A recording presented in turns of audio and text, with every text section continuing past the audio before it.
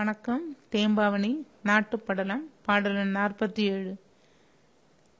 காலெடுத்தடுத்து எதிர்த்து கலாப நீள் வாலெடுத்து பகமாற மஞ்சைகள் கோலெடுத்தஞ்சன கோல காருகம் மேலெடுத்தாரிய கூத்து வீக்குமார்.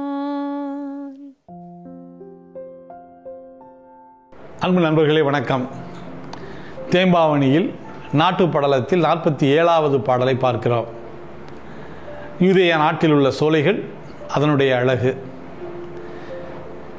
கால் எடுத்து அடுத்து எதிர்த்து கலாப நீள வால் எடுத்து பக மாற மஞ்சைகள் கோல் எடுத்து அஞ்சன கோல காருகம் மேல் எடுத்து ஆரிய கூத்து வீக்கம் ஆள்.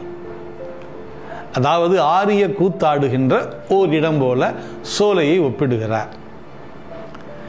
கால் எடுத்து எதிர்த்து வந்து தன்னுடைய நீண்ட தோகையை விரித்து மயில்கள் ஆடிக்கொண்டிருக்கின்றன.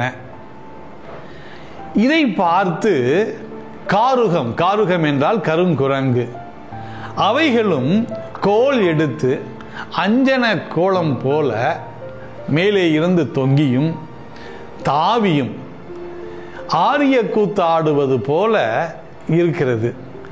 குயில்களும் கருங்குரங்கும் அங்கே ஆடிக்கொண்டிருக்கக்கூடிய காட்சி ஒரு கூத்துப்பட்டறை போல சோலை இருப்பதாக வர்ணிக்கிறார்.